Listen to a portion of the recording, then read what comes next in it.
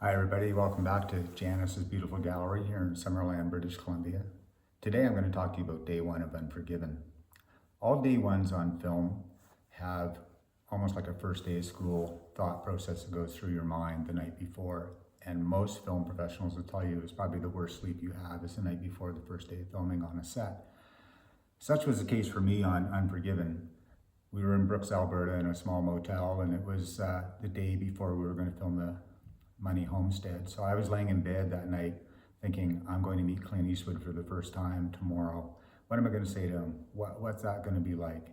It was somebody I'd grown up watching, Dirty Harry, Magnum Force, Outlaw Josie Wales, Man with No Name. It was just so many things going through my mind that I was going to work on this film. The next morning, climbed on the bus around 6 a.m. that was going to take us out to the location. While most people around me slept, I was wide awake. I was so excited. I remember looking over and seeing a drilling rig lights in the distance, thinking that I was one of those guys 10 years prior working as a roughneck, and here I am now on a bus on my way to the set of Unforgiven. When we arrived, Eddie Iona looked at me and he said, "Hey Dean, grab my pickup and Charlie the Teamster and go back and pick some flowers in the ditch that I saw about a half mile back for a scene that Clint puts the flowers on the grave later."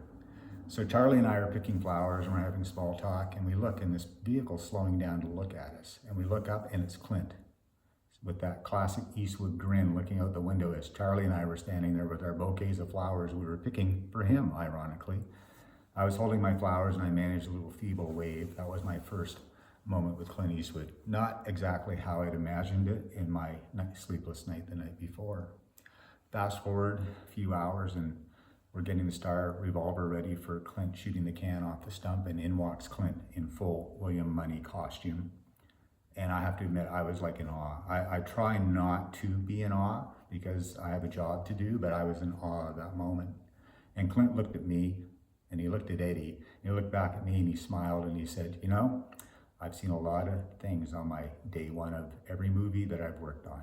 But I believe this is the first time I've seen a Teamster and a prop man picking flowers together in a ditch," which cracked the room up. And I will say that Unforgiven was the perfect film. And that morning when the set cracked up about me picking flowers for him, that kind of set the tone for the rest of the film. We really enjoyed ourselves on that film. You can read more about Unforgiven in my book, They Don't Pay Me to Say No, My Life in Film and Television Props, available in a lot of independent bookstores around the world. So have a wonderful day, everybody.